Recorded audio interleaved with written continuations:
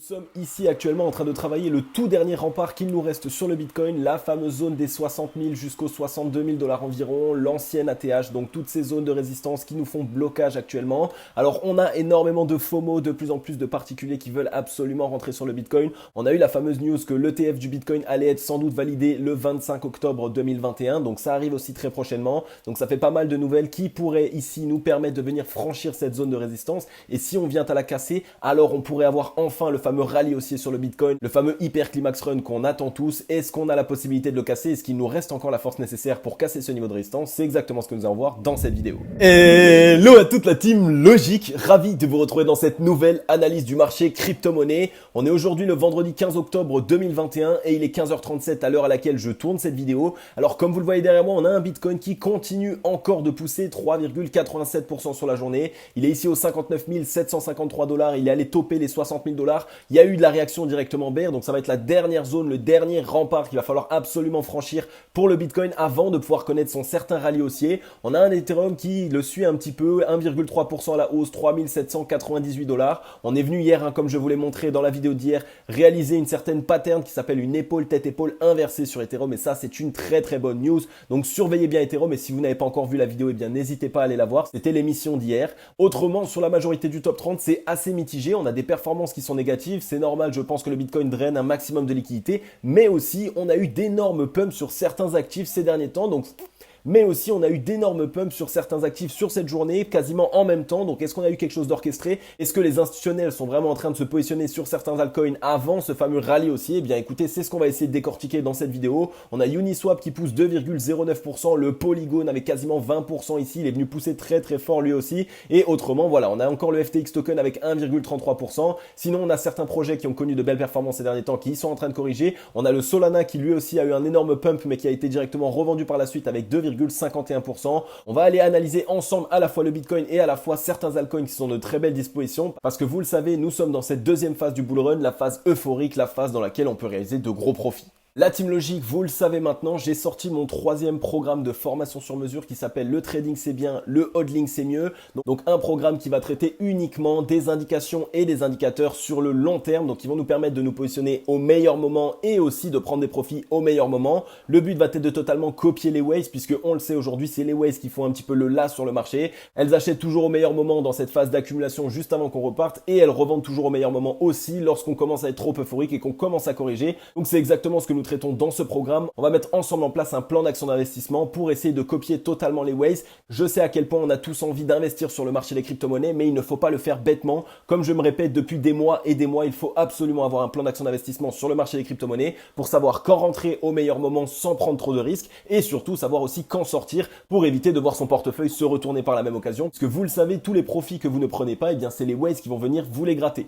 Alors ce plan d'action, qu'est-ce qu'il va vous permettre? Il va vous permettre de trouver les meilleurs points d'entrée sur le marché des crypto-monnaies ainsi que les meilleurs points de sortie. Il va vous permettre par la même occasion de copier totalement les actions que réalisent les waves au quotidien. Vous n'allez plus passer des heures et des heures derrière les graphiques à vous prendre la tête.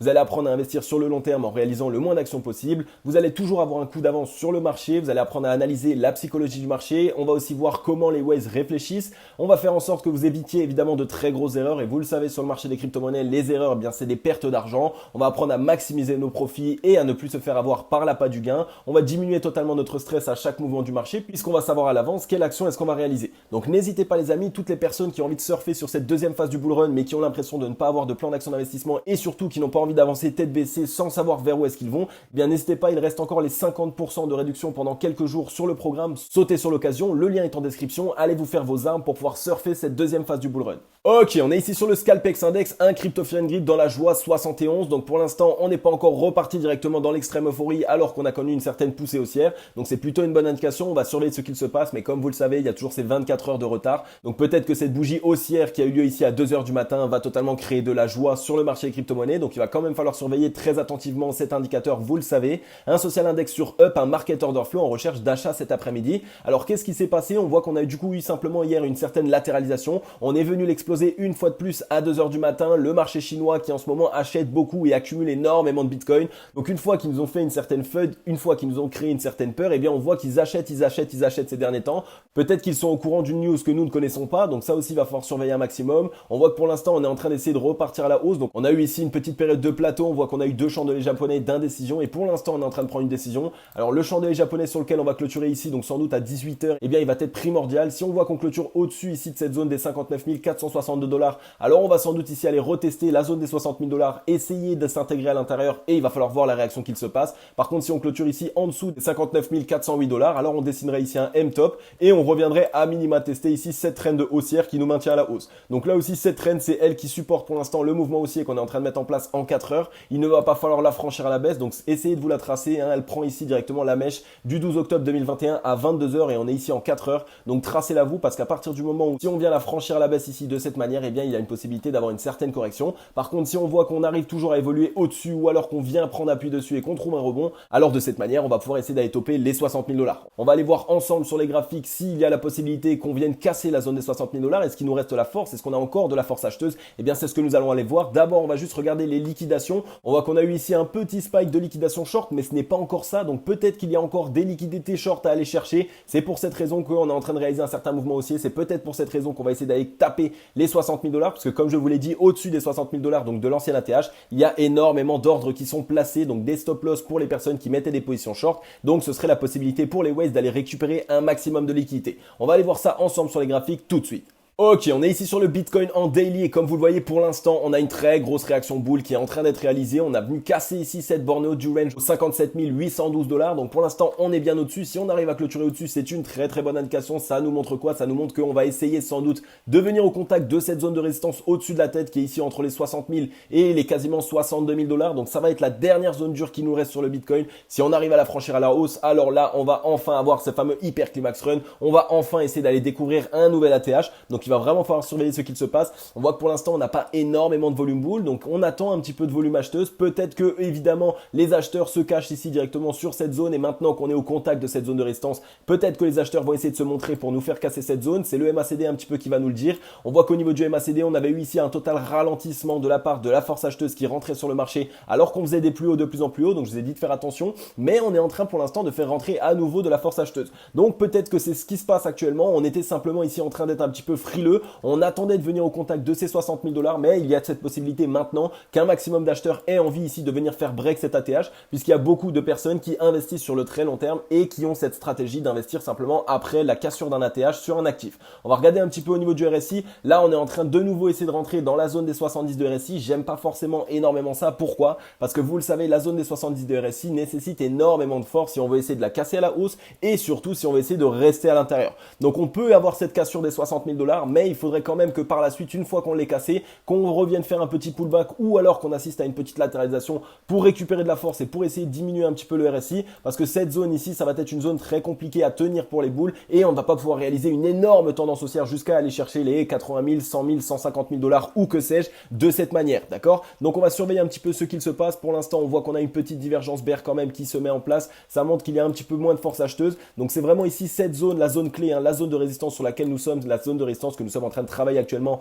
aux 60 000 $ jusqu'aux 62 000 $. Ça va être la zone fatidique. Si on arrive à s'en affranchir, eh bien c'est le moment où il va y avoir le certain rallye du Bitcoin. Donc il va vraiment falloir surveiller ce qu'il se passe. Pour l'instant, au vu du chandelier japonais sur lequel nous sommes, on voit que la force acheteuse est en train de se montrer. Donc c'est une très bonne indication. Ça peut nous dire que voilà, on a fait ici cette petite latéralisation. Les gens étaient un peu frileux, mais que maintenant ils ont envie de rentrer. Et donc plus on a de force, plus il y a des personnes qui vont dans le même sens et plus on peut essayer de casser cette résistance. Donc on va surveiller évidemment ce qu'il se passe. On voit qu'on est toujours bien au-dessus de le MA21 période. Elle est ici aux 52 591 $. Donc ça jouerait un niveau de support si on venait à lâcher ou si on venait à réintégrer ici cette zone de range, puisque vous le savez, en ce moment on fait quand même pas mal de fake out. Donc on reste quand même prudent évidemment. Maintenant on va regarder le weekly parce que le weekly est très intéressant sur le Bitcoin. Alors rappelez-vous, hein, on avait cassé ici cette traîne de baissière. Donc Évidemment, vous le savez, quand on casse une trend de baissière à la hausse, eh bien on a un objectif qui est directement l'ouverture de cette trend de baissière et donc l'objectif serait ici aux 61 949 $. Donc pour l'instant, on allait chercher l'objectif de toutes les figures chartistes que nous avons réalisées. Regardez ici, on avait un biseau descendant, on l'a cassé à la hausse, on est venu chercher ici son point haut. Donc peut-être qu'il y a cette possibilité ici qu'on revienne chercher cette zone pour qu'on valide bien ici cette trend de baissière qui a été cassée. Et après, il va vraiment falloir surveiller, ça va être ici les 62 000 $. S'il joue son bon niveau de résistance et qu'il commence à nous rejeter, alors il va falloir regarder jusqu'où est-ce qu'on pourrait aller puisqu'on pourrait avoir un très très bon point d'entrée. Par contre, si on voit que vraiment il y a énormément d'entrain et qu'il y a énormément de force acheteuse, alors on pourrait essayer vraiment de s'affranchir de cette zone. On va regarder un petit peu au niveau du MACD en weekly puisque vous le savez, hein, j'aime beaucoup regarder les indicateurs sur des unités de temps assez importantes et pour l'instant sur le MACD, on avait commencé à ralentir et boum, on est en train de se reprendre, on a de plus en plus de force acheteuse qui est en train de rentrer et surtout, on est vraiment pas très haut encore sur le MACD en weekly. Ça nous montre quoi? Ça nous montre qu'il y a encore beaucoup de force acheteuse pour essayer de maintenir le mouvement haussier sur lequel nous sommes. Donc là, on est plutôt sur de très bonnes indications, surtout en weekly sur le Bitcoin. La seule chose qui nous manque, c'est du volume. Et comme je vous l'ai dit, si les acheteurs attendaient simplement de venir au contact de cette zone pour commencer à rentrer, alors on va pouvoir sans doute essayer de commencer à faire rentrer du volume dès lors qu'on aura cassé cette zone. On va regarder légèrement aussi au niveau du RSI, double bottom ici. On est venu chercher avec un bottom les 52 RSI. Donc on est revenu rétablir la neutralité et pour l'instant, on est en train de repartir. On a cassé ici ce niveau de résistance au 61,10. On est ici en train de tester les 65,54. On a encore un petit niveau de résistance ici au-dessus de la tête en weekly. Donc il va falloir surveiller si ce niveau nous rejette. On peut assister à une petite correction sur la semaine prochaine pour récupérer de la force juste sous ce niveau de résistance avant d'exploser. Par contre, si on voit qu'on arrive à le franchir, alors on va essayer d'aller chercher ici les 70 de RSI. Donc vraiment que des bonnes indications sur le Bitcoin, que ça soit en daily ou en weekly. Donc pour l'instant, le moyen et long terme sont très très bons. C'est sûr et certain qu'on va réaliser une très très belle tendance haussière. Attention évidemment sur le court terme. Il va vraiment falloir qu'on vienne casser entièrement ce niveau de résistance et qu'on clôture au-dessus puisque sinon on pourrait assister à une petite correction pour récupérer de la force et des liquidités. Ok, on est rapidement de retour sur le dollar et on voit la main invisible est présente. Pour l'instant, on ne veut pas ici venir casser cette fameuse ligne de coup au 93,809 $ qui matérialise cette ligne de coup du M-top sur lequel nous sommes sur le dollar. Donc, il va falloir surveiller ce qu'il se passe. On est venu mécher à 2 reprises sur la moyenne mobile 21 périodes. Donc, pour l'instant, elle est en train de tenir en tant que support, mais on voit que les acheteurs ne sont pas en train ici de se bousculer pour essayer de racheter ce mouvement. Donc, on pourrait ici avoir une petite attaque baissière prochainement. Donc, quand ce M-top se validera, ce sera vraiment le moment où le Bitcoin, lui, va pouvoir se lâcher et va pouvoir commencer à nous montrer de quoi il est capable. On a toujours ici cette grosse divergence bear sur le dollar, donc c'est plutôt une bonne indication. On a ce petit niveau de support au 55,23 qu'on va se matérialiser. Je pense que c'est vraiment le dernier niveau de support qui nous tient actuellement. Mais si on le franchit à la baisse, c'est retour les 52 RSI, voire même en dessous s'il commence à y avoir vraiment une certaine attaque baissière. Au niveau du MACD, on voit que pour l'instant, on vient de cross bear. On a eu un total ralentissement de la part de la force acheteuse qui rentrait. On est en train de plutôt bien s'orienter à la baisse. Donc vraiment, pour l'instant, pas mal d'indications qui nous montrent qu'on pourrait avoir une attaque baissière plus importante par la suite. On a un petit peu de momentum vendeur qui se met en place. On avait eu une très grosse divergence de la part du momentum acheteur. Donc voilà, pour l'instant, le dollar vraiment nous envoie tous les signaux pour nous dire qu'il est prêt à venir entamer sa certaine correction et donc à laisser sa place au Bitcoin et au marché des crypto-monnaies.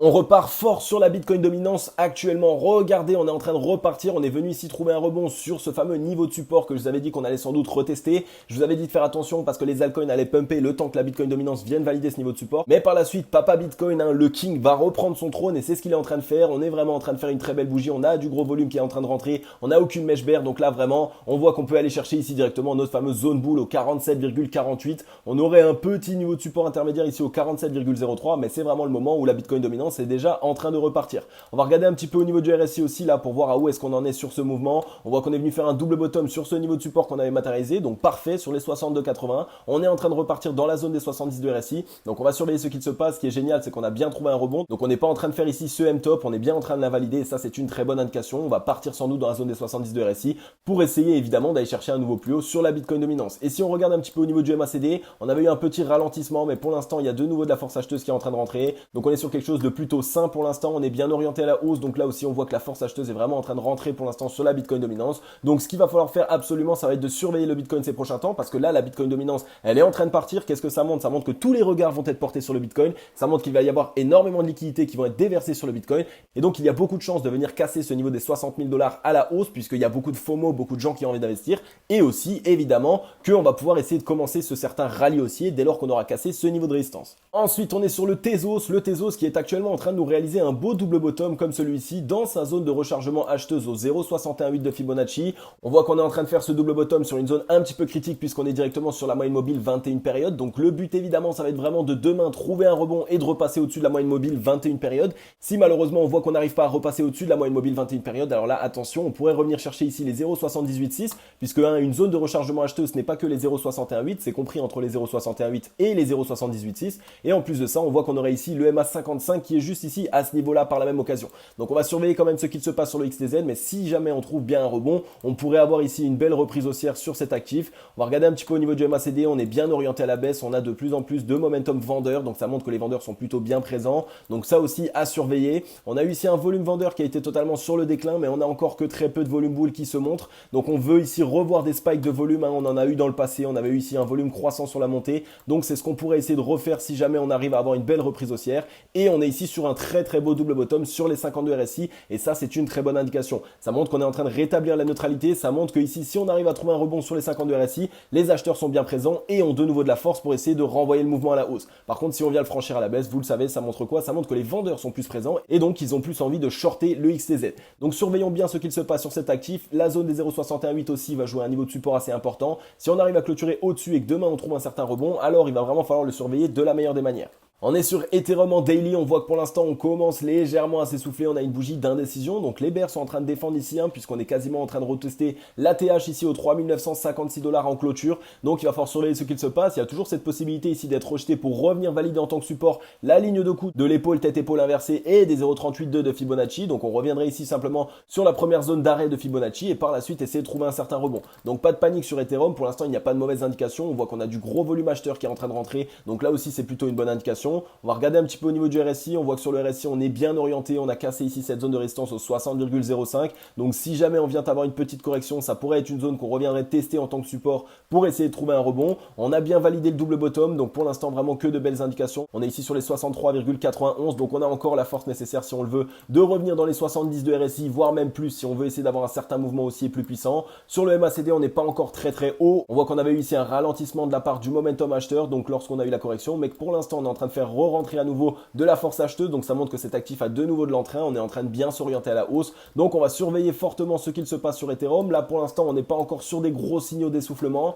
si on vient avoir une petite correction ça peut être pour valider un niveau de support intermédiaire et ensuite par la suite vraiment se relancer de la meilleure des manières. On va le mettre dans notre watchlist, mais rappelez-vous comme je vous l'ai dit hier, on a cette épaule tête-épaule inversée qui s'est mise en place, qui devrait nous permettre de totalement casser notre ATH et d'aller à la découverte d'un nouveau plus haut sur Ethereum. Ensuite, on est ici sur le CELO qui est ici revenu dans sa zone de rechargement acheteuse entre les 0,618 et les 0,786. On a eu des mèches qui ont été directement rachetées, donc on a toujours clôturé sur le niveau de support des 0,618. On est ici au contact de l'EMA 21 période. On voit qu'hier on était venu clôturer au-dessus et que pour l'instant on est en train d'être vendu. On a eu du volume acheteur ici qui a été croissant, donc très bonne indication. On est au contact même ici d'une fameuse trend de baissière qui nous maintient à la baisse depuis le 27 septembre 2021. Donc si on arrive ici à venir casser cette zone, ça peut être une très bonne indication pour cet actif. On récupérait ici la moyenne mobile 21 période et donc on pourrait avoir une belle reprise haussière. On voit qu'en plus de ça, il n'a pas très bien performé depuis ces derniers temps. On est venu ici réaliser triple bottom sur les 0,618 et sur un niveau de support clé aux 5,50 centimes de dollar. Donc pour l'instant, au vu en plus du volume bear qui est totalement sur les déclins, il y a vraiment cette possibilité d'essayer de venir exploser prochainement sur cet actif.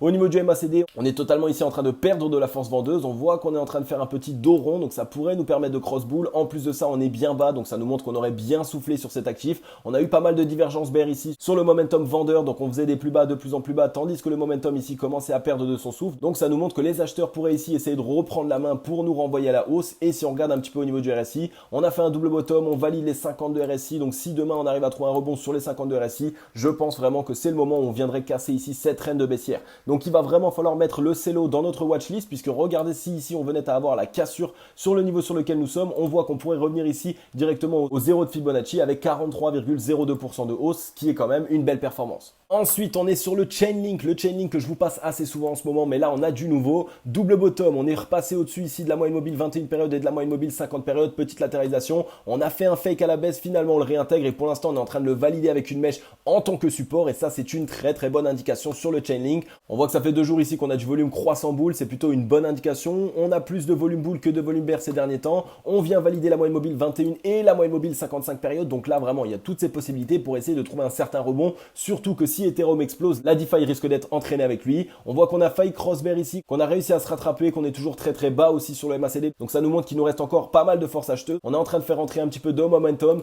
donc pour l'instant voilà, on est sur une bonne indication. Ce qu'on attend de voir, c'est que sur les prochains jours, on fait rentrer de plus en plus de momentum, on commence à mieux s'orienter encore, et là de cette manière, on pourrait avoir ici une belle continuation haussière et donc un beau mouvement aussi, puisqu'on voit qu'on a quand même pas mal corrigé ici depuis le 6 septembre 2021. Et si on regarde au niveau du RSI, on est repassé au-dessus des 52 RSI. Si aujourd'hui on pouvait simplement venir valider les 52 RSI et trouver un rebond, ce serait une très très bonne indication. Et là, on pourrait partir vraiment très très fort. Et si on voulait faire une petite frayeur, on pourrait passer en dessous, faire un double bottom comme celui-ci avec une divergence boule et renvoyer le prix à la hausse. Donc le chaining, pareil, un actif à surveiller de très près, puisque comme je vous l'ai dit dans la vidéo d'hier, si Ethereum explose, il y a une grosse possibilité qu'il envoie avec lui un maximum de projets de la DeFi, dont le chaining, qui est un projet qui n'a encore que très peu performé. Ensuite, on est sur le VeChain. Le VeChain qui ici est venu récupérer son EMA 21 et son EMA 55 période. Donc on voit qu'on est ici en train simplement de valider un niveau de support ici au 0,11 centimes de dollar. On est simplement sous une trend de baissière qui nous maintient à la baisse depuis très longtemps. C'était une trend de baissière en weekly. Elle nous maintient à la baisse ici depuis le 17 avril 2021. Donc autant vous dire que si on vient à casser cette trend de baissière,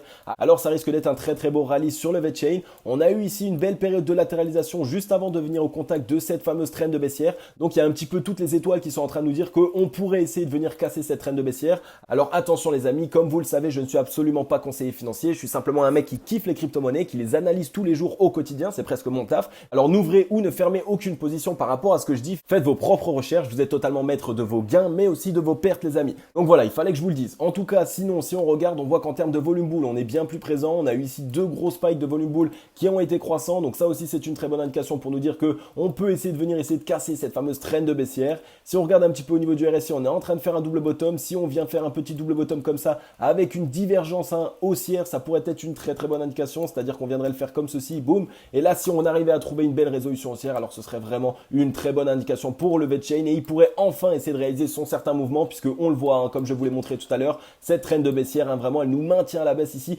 depuis avril 2021, depuis le 17. Donc si on arrive ici à venir casser cette trend de baissière, le VeChain risque d'avoir ici une belle explosion qui arriverait. Si on regarde au niveau du MACD, on a eu un petit ralentissement, on a eu ici deux momentum acheteurs qui se sont mis en place de plus en plus puissants. On est encore très très bas. Ce qu'on veut voir un maximum évidemment, ça va être plus de momentum acheteurs qui commencent à rentrer et aussi évidemment une belle orientation de la part des moyens mobiles. Et si on arrive à faire ça, alors là les amis, vraiment le VeChain pourrait nous permettre de réaliser de très belles performances sur cette fameuse deuxième phase sur le marché crypto-monnaie. Ensuite les amis, je vous ai passé le NER hier et regardez, boum, on est venu l'exploser. On voit qu'on est en train de retester ici la moyenne mobile 21 période avec une mèche. On reteste presque aussi la trend de baissière qu'on est venu casser puisqu'on était ici dans un triangle d'accumulation. Donc toutes les étoiles sont vraiment en train de s'aligner pour nous dire que là on va pouvoir essayer de repartir vraiment à la hausse. On a eu un petit peu de volume bull, ça c'est un petit peu décevant. J'attendais un petit peu plus de volume sur cette cassure. Donc on va surveiller quand même de très près ce qu'il se passe. Mais pour l'instant on a vraiment de très belles indications et casser cette trend de baissière c'est vraiment une très bonne indication. Je vous avais dit qu'on était ici dans ce triangle d'accumulation et donc que l'objectif, si on arrivait ici à valider cette cassure, ce serait ici directement les 11,79 centimes de dollars. On voit qu'on n'est pas loin ici de venir cross bull, donc ça aussi c'est une bonne indication et le fait qu'on soit très très bas comme ça pourrait vraiment nous permettre d'avoir une très nette accélération haussière et de plus en plus de force acheteuse qui rentrerait sur cet actif. Donc voilà, pour l'instant vraiment que de belles news. Si on regarde au niveau du RSI, on est repassé au-dessus des 52 RSI, on bute sur le niveau de résistance des 54,19. On pourrait simplement venir sur les 52 RSI, les valider en tant que support et partir. Très beau double bottom et là vraiment tout serait aligné ici pour pareil nous permettre de réaliser de grosses performances sur cet actif. Et ensuite, on est ici sur le Chiliz. Le Chiliz, un actif qui ne réalise plus de très très grosses performances et qui pourtant, vous le savez, lorsqu'il part, il part très fortement. Alors qu'est-ce qu'on est venu faire pour l'instant? On voit qu'on est en train de réaliser ici un beau double bottom sur le MA 21 et sur le MA 55 période. Donc vraiment ici la possibilité de trouver un beau rebond et de se relancer. En plus de ça, vous le savez, on n'est pas sur n'importe quelle zone. On est ici sur les 0,618 de Fibonacci, zone de support assez clé. Donc si on arrive à clôturer dessus, ça peut être vraiment ici génial pour pouvoir faire le fameux double bottom que l'on attend. On a du volume acheteur qui commence à rentrer. Donc là aussi c'est une très bonne indication. Si on regarde au niveau du RSI, on est en train de faire un double bottom quasiment sur les 52 RSI. Donc là encore une troisième bonne indication. Donc on a quasiment toutes les étoiles qui sont en train de s'aligner ici sur le Chiliz. On a eu ici un ralentissement de la part du momentum acheteur. Donc ça on va surveiller évidemment. Il va nous falloir de la force acheteuse. Il va nous falloir évidemment du soutien pour réaliser un mouvement haussier. Ce qu'on aimerait voir une fois de plus, c'est de réussir à bien s'orienter et de refaire entrer de la force acheteuse. On voit qu'on est très très bas ici. On est quasiment neutre en termes de force. Donc pour l'instant les acheteurs peuvent vraiment encore avoir la possibilité de réaliser un beau mouvement assez explosif. Et si on arrive à s'affranchir ici des 0,618, eh bien on a directement les 0,382 au-dessus de la tête aux 0,37 centimes et ici sinon les 0 de Fibonacci aux 0,44 centimes de dollar.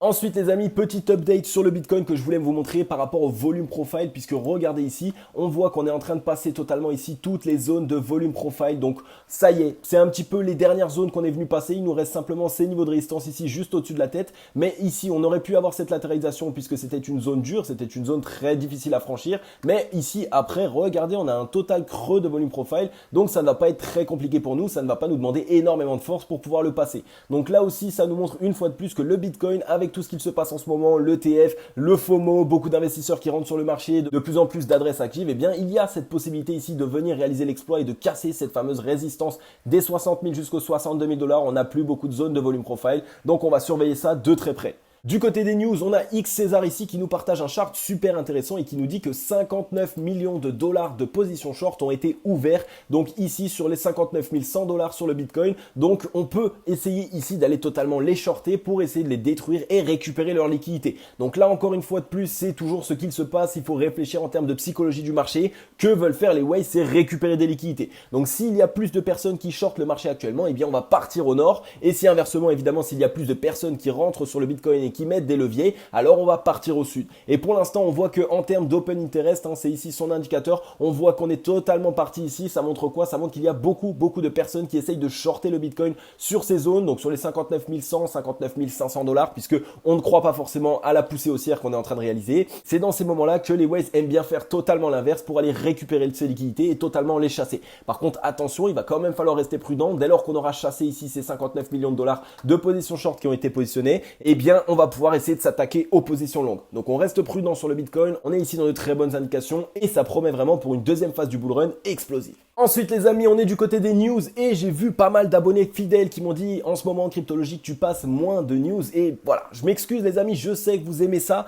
mais en termes de temps, vous le voyez, mes vidéos sont assez longues, j'ai envie de vous passer pas mal d'actifs, je ne pensais pas que vous étiez aussi accrochés avec les news et surtout j'essaie aussi de réduire le temps de mes vidéos puisque je faisais des vidéos de 25-30 minutes et beaucoup de gens me disaient essaye de réduire tes vidéos, mais si vous voulez des news, plus de news, il n'y a aucun souci pour moi les amis, ça me fait super plaisir et tant que vous êtes contents, je suis content de vous présenter tout ça un maximum.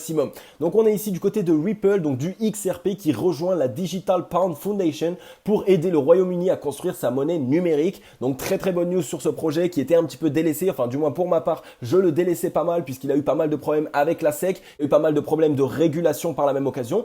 Mais maintenant ça commence petit à petit à rentrer dans l'ordre, on voit que voilà, il y a la Digital Pound Foundation qui veulent travailler avec eux et qui veulent avoir leur soutien pour pouvoir les aider à mettre en place une monnaie numérique. Et donc ça rajoute quand même une certaine crédibilité, une certaine fiabilité à ce projet. La société Ripple vient d'annoncer qu'elle prendrait part à la Digital Pound Foundation. L'organisation vise à aider le Royaume-Uni à développer sa monnaie numérique de banque centrale. Et donc là, on va pas forcément parler de la MNBC des Royaumes-Unis forcément, puisque vous savez un petit peu ce que j'en pense. Pour moi, c'est un petit peu du flan, c'est un petit peu de la poudre jetée aux yeux, les MNBC. En fait, ça va être exactement la même chose que tous nos paiements qu'on a actuellement en carte, en CB, c'est exactement la même chose, sauf qu'il va y avoir plus de traçabilité. Mais bon, on n'est pas là pour entrer dans ce débat-là. Tout ça pour dire que pour XRP, ça peut être une très bonne nouvelle. Ça peut lui ajouter de la crédibilité et toutes les personnes qui, comme moi, je l'avoue aussi évidemment, l'ont un petit peu délaissé à cause des problèmes qu'on a vus, les problèmes de SEC, les problèmes de régulation, etc.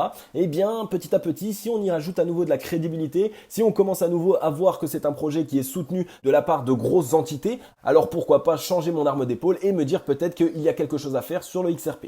Et ensuite, on a le PDG de Morgan Creek Capital qui a encore une fois de plus pris la parole par rapport aux crypto-monnaies et qui nous dit ici que la crypto-monnaie va créer plus de richesses qu'Internet. Mark Yusko croit fortement en l'avenir des crypto-monnaies comme le Bitcoin ou l'Ethereum. Le fondateur de Morgan Creek Capital est d'ailleurs persuadé que les monnaies numériques vont générer plus de richesses qu'Internet. L'investisseur se dit aussi convaincu de l'avenir radieux des tokens non fongibles, donc des NFT. Et là, encore une fois, on ajoute du fondamental sur le marché des crypto-monnaies. Ça nous montre que de grandes personnes sont de nouveau de plus en plus en train d'essayer de se tourner vers le marché des crypto-monnaies en se disant qu'il y a énormément de possibilités. Et surtout, qu'est-ce que ça nous montre? Ça nous montre qu'on est seulement à l'aube, on est seulement au début, que ça soit du Bitcoin ou du marché crypto-monnaie en général, en bref, de la technologie que peuvent offrir les marchés des crypto-monnaies, puisqu'on est en train d'en développer de plus en plus. Et là, on n'est pas en train de se rendre compte. On a l'impression, waouh, voilà, on a un Bitcoin ici qui est en train d'aller toper les 60 000 $, on a un Ether quasiment aux 4 000 $, etc. Mais ce n'est que le début, les amis, ce n'est que le début. Ici, il y a encore énormément de possibilités de développement temps. On voit le Bitcoin lui-même qui travaille à nouveau sur sa technologie, qui permet d'avoir de plus en plus d'échanges qui sont réalisés sur sa blockchain. Ce n'est que le début. Vraiment, c'est un petit peu comme des évolutions de Pokémon. On est encore au niveau 1, on est encore sur un petit Pichu, mais ne vous inquiétez pas, plus il va y avoir des personnes comme vous et moi qui ont besoin et qui ont compris la nécessité du marché crypto-monnaie, et plus on va évoluer, plus on va se rapprocher du Raichu. Donc voilà, en tout cas, c'est une très très bonne news de la part de cette personne, de Mark Yusko, qui est une personne assez importante dans le milieu de la finance, qui ajoute une fois de plus de la crédibilité sur le marché des crypto-monnaies. Ok les amis, j'en ai fini avec cette vidéo. Comme d'habitude, j'espère qu'elle vous aura plu un maximum. Voilà les amis, alors comme vous l'avez vu, j'ai vraiment pris en compte ce que vous m'avez dit dans les commentaires ces derniers temps. Vous vouliez un petit peu plus de news. N'hésitez pas à me dire si 3 petites news ça vous suffit, si vous en voulez plus. Moi, vous le savez, qu'est-ce que je fais? Je vous mets en avant les meilleures news, celles qui sont pour ma part les plus importantes et celles que je trouve qui vont vraiment vous apporter quelque chose. Donc ces derniers temps, j'en voyais pas forcément beaucoup, mais il est vrai qu'il y en avait que je voulais vous passer. Je ne voulais simplement pas vous rallonger les vidéos. On faisait déjà des vidéos de 22-25 minutes rien qu'avec l'analyse technique. Alors si on ajoutait encore des news, eh bien je sais que ça aurait fait 32-33 minutes et très peu de gens veulent regarder une vidéo de 32-33 minutes. En tout cas, n'hésitez pas, si ça vous a fait plaisir, mettez-moi un gros like et un gros commentaire. Moi, ça me fait super plaisir de vous réaliser du contenu au quotidien. On est quasiment 10 000 membres de la Team Logique. Vous êtes de plus en plus à nous rejoindre. Un grand bienvenue à tous les nouveaux membres de la Team Logique. Vous allez voir, on en est aussi qu'au début, comme sur le marché des crypto-monnaies. On a encore beaucoup de choses à faire et à voir ensemble. Donc, je vous l'ai expliqué dans la vidéo aujourd'hui, les amis. On est ici vraiment sur le Bitcoin à l'aube de venir casser les 60 000 $. Et lorsqu'on viendra casser cette zone, ça va être vraiment le moment où il va y avoir énormément d'euphorie, le moment où il va y avoir cette fameuse hyper climax run, le moment où tout le monde devient fou et que le prix des actifs est totalement décorrélé de la réalité. Et c'est souvent et surtout à ce moment-là qu'il nous faut un plan d'action d'investissement. Donc pour toutes les personnes qui n'ont pas encore de plan d'action d'investissement, n'hésitez pas à passer par le lien dans la description. Comme je vous l'ai dit, mon 3e programme de formation sur mesure est sorti. Il s'appelle Le Trading c'est bien, le Holding c'est mieux. Ça va vraiment aider et accompagner toutes les personnes qui ont envie d'investir sur le long terme, qui ont envie de savoir quand est-ce que les Waze achètent, quand est-ce que les Waze vendent pour essayer de se positionner au meilleur endroit, au meilleur moment, mais surtout pour se mettre en sécurité. Donc n'hésitez pas, il reste encore 50% de réduction pendant quelques jours. Sautez sur l'occasion, le lien est en description.